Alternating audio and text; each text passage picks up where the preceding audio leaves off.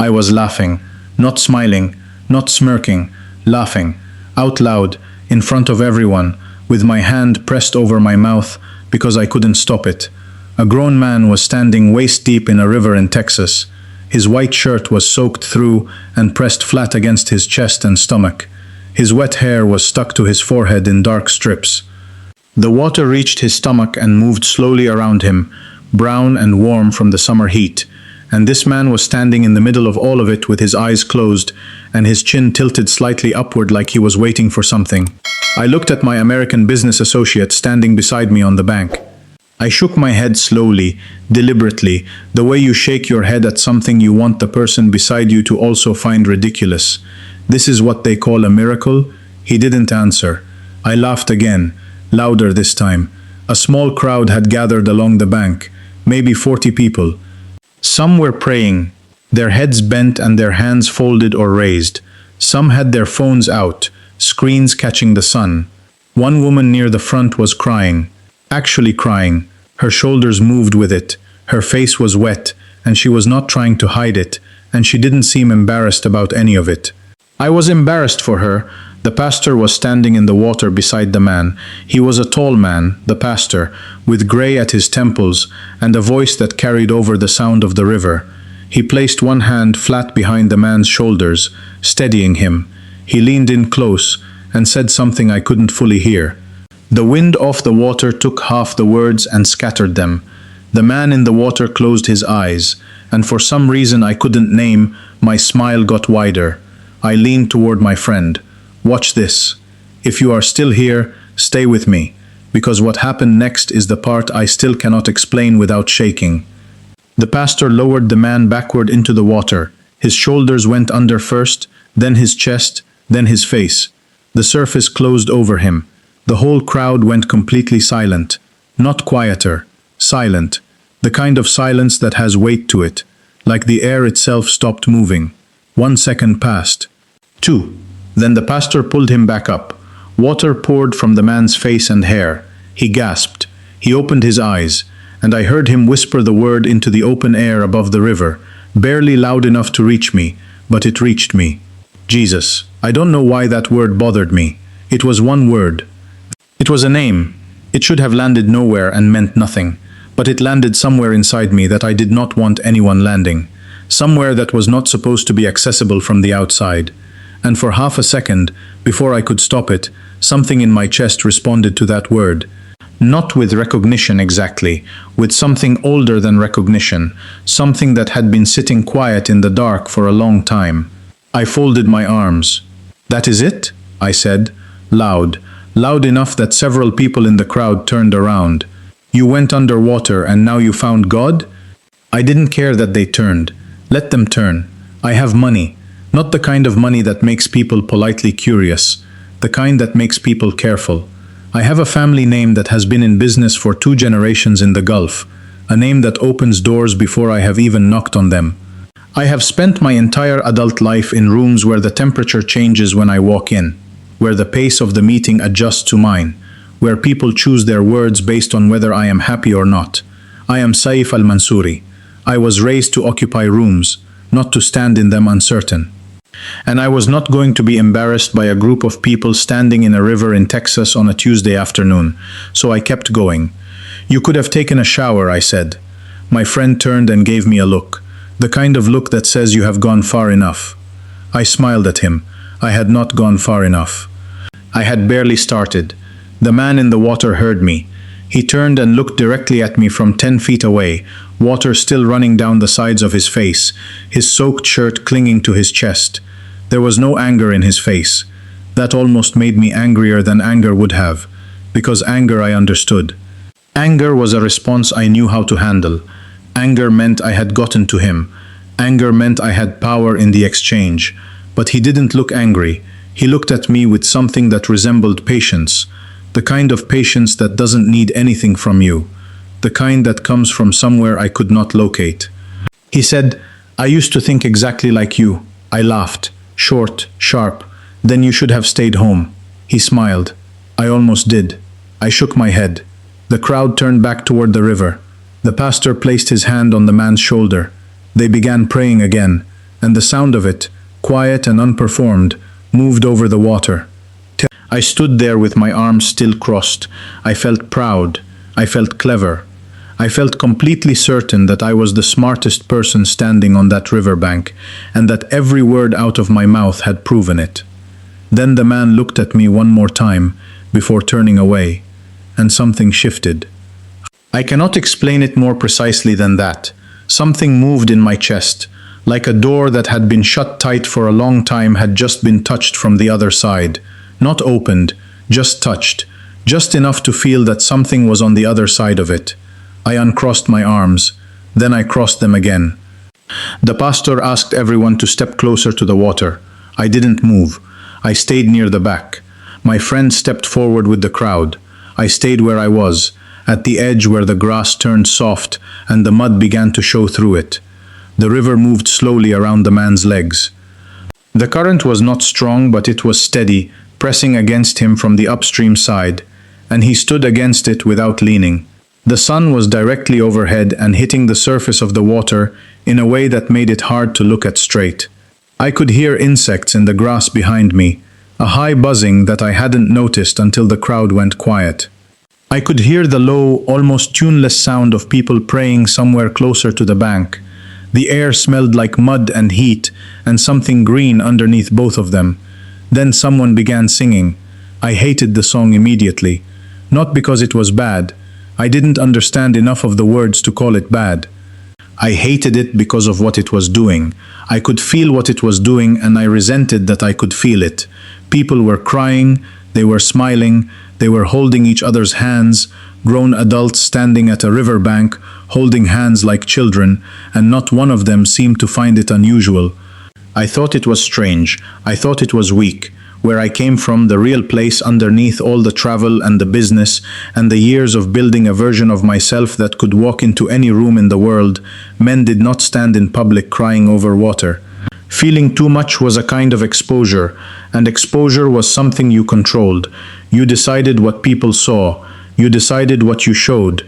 You kept the rest locked somewhere that nobody could reach, and you kept the key on your person at all times, and you did not lose it.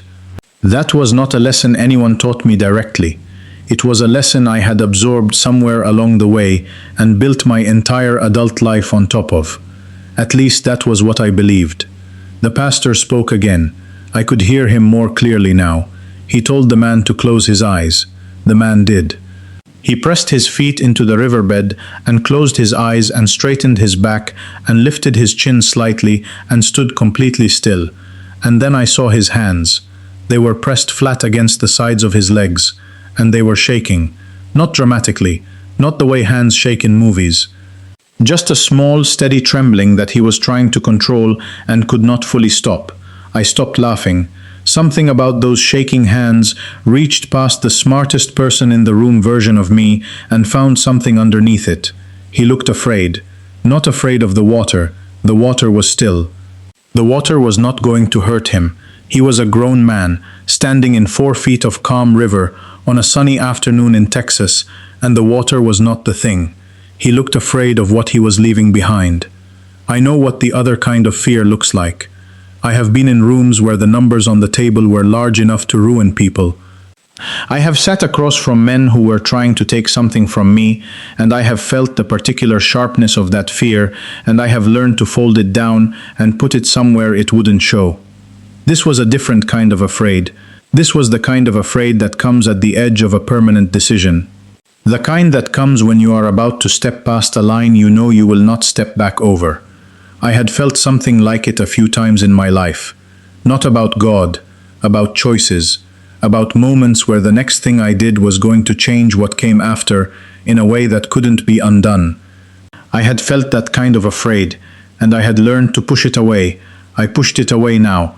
The pastor said, quietly enough that I almost missed it, "Are you ready?" The man nodded. Once, small, certain. He went under. The water closed over his face, and the sound of everything dropped. The crowd went still. The singing stopped.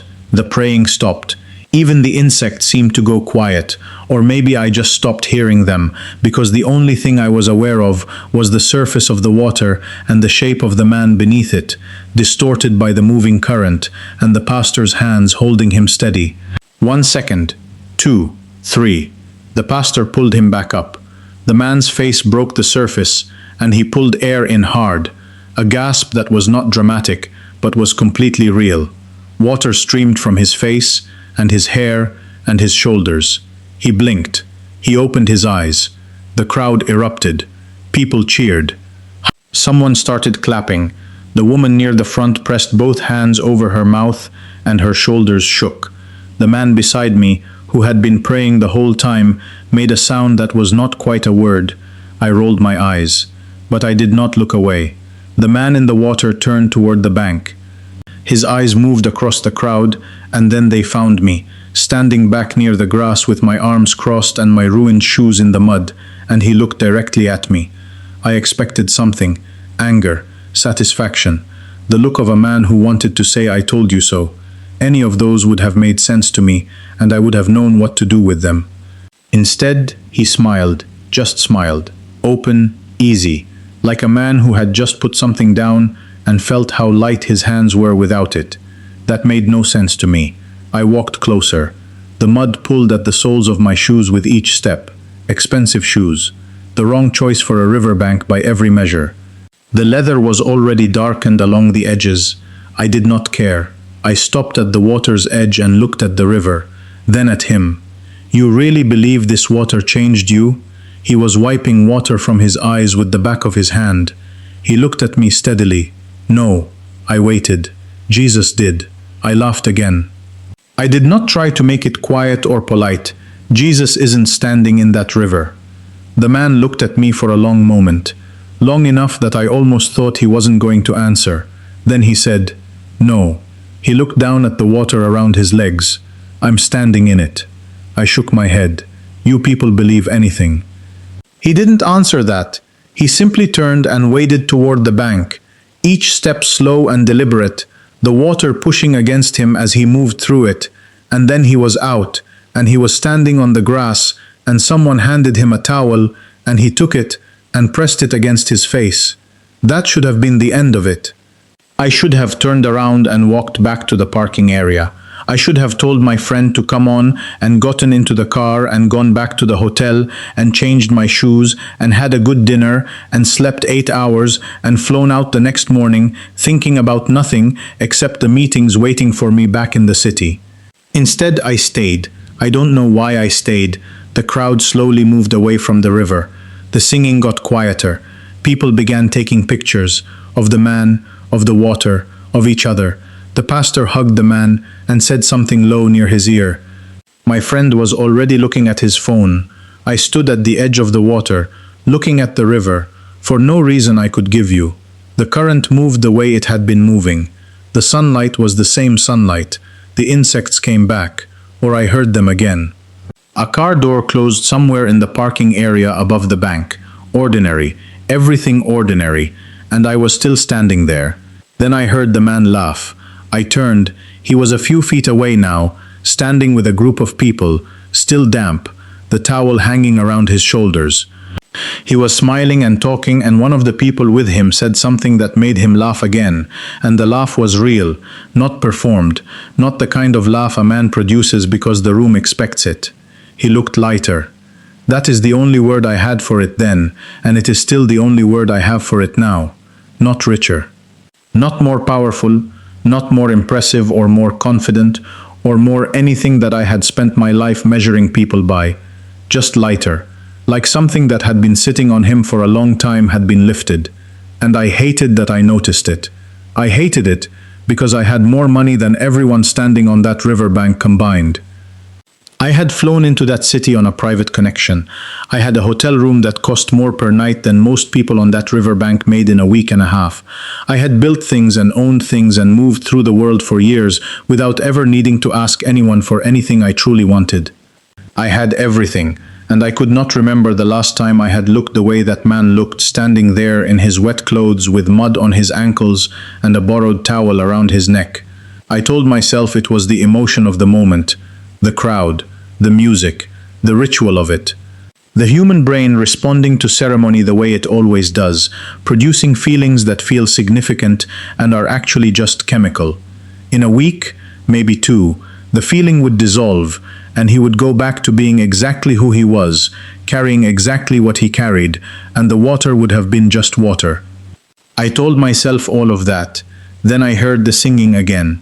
One sentence came through the other sounds and found me standing at the edge of the water with my arms folded and my jaw set. Jesus, I need you. I looked toward the river. My arms were still crossed. I was forming a joke in my head, something dry, something that would land well with my friend and let me walk away from this whole afternoon feeling like I had come out ahead. But nothing came out. The water stopped looking like water. I blinked. The river was still there. The people were still there. The light was the same light, and the mud was the same mud, and the heat of the afternoon was pressing down the same way it had been pressing down for the last hour. But I could not hear any of it. At first I thought something had happened to my ears.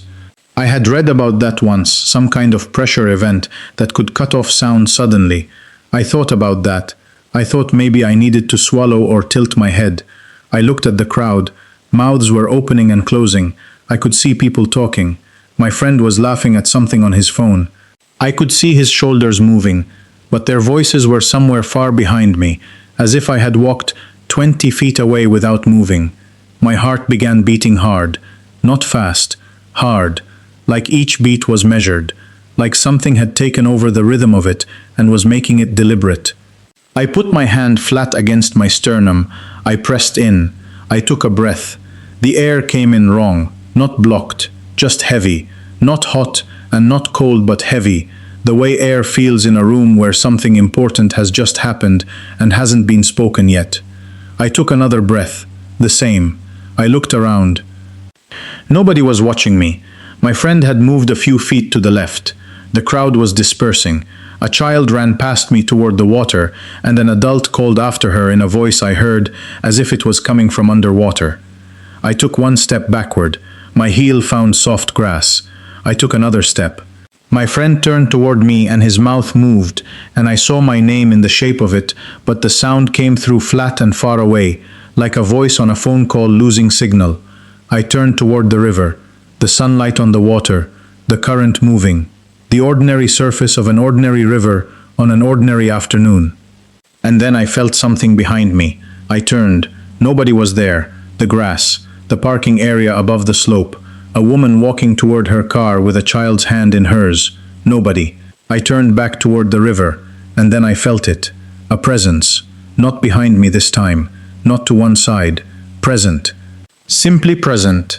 The way a room changes when another person enters it, even before you see them, even before they speak. You feel the room shift. You feel the air redistribute. You feel, without being able to explain how, that you are no longer alone in the space. I know how that sounds. I am a man who has run businesses. I am a man who trusts what can be verified. I am not the kind of man who uses words like presence without knowing how they sound. But I have no other word. I did not see a man standing in front of me. No figure, no light, nothing my eyes could land on. Nothing I could have pointed to if someone had asked me to show them what I was looking at. But I was not alone. My body understood it before my mind reached it. My hands dropped. They had been folded across my chest for most of the afternoon, tight and certain, the physical posture of a man who has decided everything already. They dropped. My shoulders came down. My jaw, which I had not realized was clenched, released. The tightness in my chest, the kind I had carried for so long I had stopped noticing it, the way you stop noticing the sound of a machine that runs all day, loosened. And the fear that came was not the fear I knew. I know the fear of losing something. I know the fear of being outmaneuvered. I know the sharp, specific fear that comes when you realize someone in the room knows something you don't, and that gives them power over what happens next. This was none of that. This was the fear of being completely and entirely known. Not my accounts, not my name, not my track record or my reputation, or the version of myself I had built and maintained and presented to the world for the better part of 15 years. Me. The actual interior of me. the part that lives behind all of that, the part I had never shown anyone fully, not a business partner, not a friend, not anyone from my family, not a single person, the part of me that is angry when nobody is watching, not frustrated, angry, the kind of angry that has no clean target, the kind that sits at the bottom of everything and colors it, the part of me that is tired, genuinely, structurally tired, not from work, from performing, from being Saif al-Mansouri, from never being allowed to be something smaller or quieter or less certain for even a moment without it costing something. The part of me that has spent years, more years than I want to count, telling itself that having everything means needing nothing, that self-sufficiency was the goal and the achievement of it meant you had won something, and the fact that winning it felt hollow was a detail you did not examine. All of it, right there. On the surface, not hidden, not managed, not packaged into a form that other people could receive without it making them uncomfortable. Just there, like it had always been there, and the only thing that had ever kept it out of sight was my own constant effort, and the effort had just stopped. I closed my eyes. I heard a voice. I cannot tell you what it sounded like. I cannot give you a tone or a quality or compare it to anything I had heard before. It wasn't loud, it wasn't soft, it simply was the way a truth you already know somewhere is when it finally gets said. One sentence. Why are you laughing at what your heart has been looking for? I stood completely still. The sentence went through me the way cold water goes through you on a very hot day, total, complete, reaching every part. Because it was not a general question. It was not a question someone asks a crowd or writes on a sign or broadcasts in the hope that someone who needs it will receive it. It was a question about me, about this afternoon, about my arms folded across my chest and the jokes I had made and the pride I had worn since I arrived at this riverbank, and underneath all of that, underneath everything, the thing I had been moving away from for years that I had never once been willing to look at directly. My heart has been looking for something, that sentence. That was the sentence I had never let myself complete. That was the thought I had interrupted every time it began. With work, with a deal, with travel, with money, with another room to be the most important person in. I opened my eyes. The river was still there, I could not move. My feet were in the mud, and the sunlight was on the water, and somewhere behind me the ordinary world was continuing without me, and I could not move. I whispered, "Who are you?" The voice came again. One word, Jesus. That was all. No explanation, no sermon, no list, no argument, no correction of anything I had believed or said or done, no accounting, no demand, just the name, and then quiet, no follow-up, no addition, nothing to respond to intellectually, nothing to argue with, nothing I could process with the part of my brain I used for everything. Just the name, and the weight of it. The weight was in being known, not in being corrected or condemned or even confronted, just in being fully and completely and quietly known by something that had no reason to deceive me about what it saw. I had never been known like that. I had been assessed. I had been evaluated. I had been admired and feared and used and respected and sometimes envied. I had had people tell me things about myself, some accurate and some not. I had sat in rooms with people who thought they understood me and watched them be wrong in ways I never corrected. Being known is different from all of that. Being known is having everything you have ever hidden held up in the light, gently, without judgment, without performance, without anyone needing anything from you in response to it. That was what I could not face. Not judgment, just being known. My legs went weak, not slowly, suddenly, like the structure went out of them. I sat down in the dirt. I did not lower myself carefully. I sat down the way a person sits down when the option of staying upright is no longer available. The mud was cold against the back of my legs. The grass pressed against my palms where I caught myself.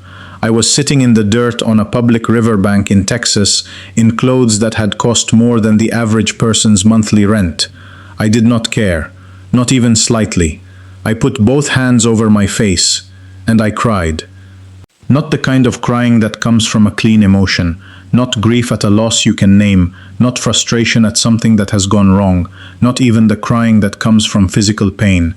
The kind of crying that comes when something you have been holding up for a very long time finally comes down.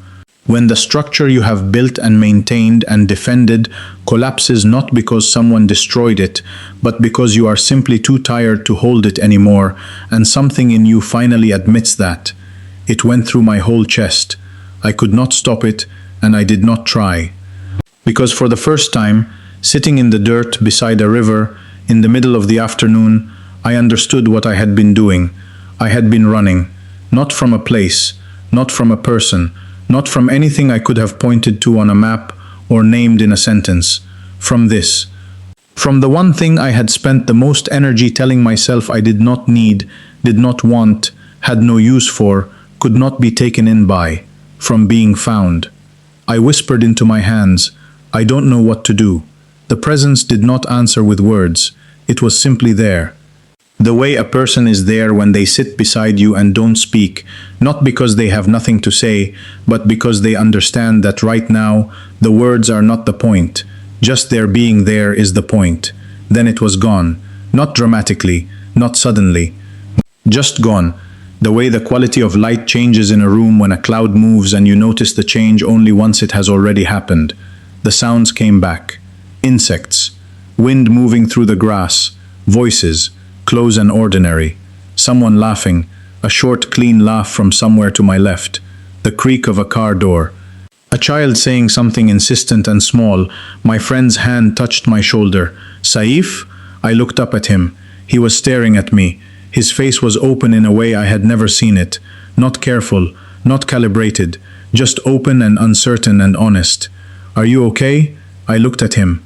I wiped my face with the back of my hand. Then the other hand. The mud from my palms transferred to my face, and I didn't realize it until later. I didn't answer him. Not because I was being evasive. I had nothing to say that would have made sense to either of us. I stood up. My clothes were dirty. My hands were covered in mud and grass. My shoes were ruined completely now. I looked like a man who had fallen, which was not far from the truth. For once in my adult life, I did not care how I looked. I told my friend I needed to be alone. He asked if he should come with me. No. I walked toward the parking area. Every step felt like the first steps after something has changed the terrain. The same road, the same asphalt, the same cars sitting in the same sun, but I was not the same man who had parked here 2 hours ago laughing about a man standing in a river. I got into my car and closed the door. The air conditioning had been off and the interior was hot from the sun. I sat in the heat without starting the engine. I put my hands on the steering wheel and looked at them, mud still on the edges of my palms, the wheel beneath them. I sat there for a long time. Then I said the words out loud for the first time, into the hot quiet of the car, with the windows up and nobody to hear it. Jesus, if that was you, show me what to do. Silence. No voice. No second moment, like the one at the river.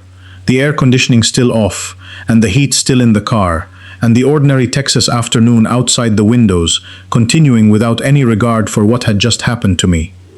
So I drove back to the hotel. That night I didn't sleep.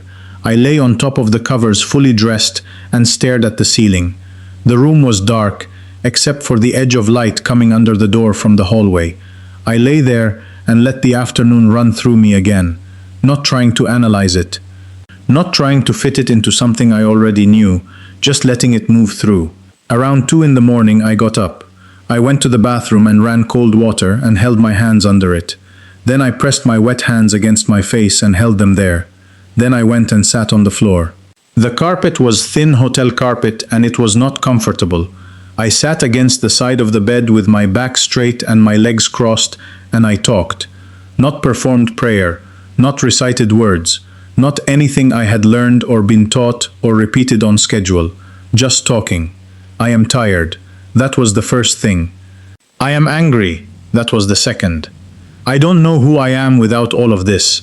I stopped. I sat in the dark and the quiet for a long moment. Then my eyes filled and my voice dropped to almost nothing. I need you. That was all. The next morning, I called the man from the river. He answered on the third ring. I told him I had been there at the baptism.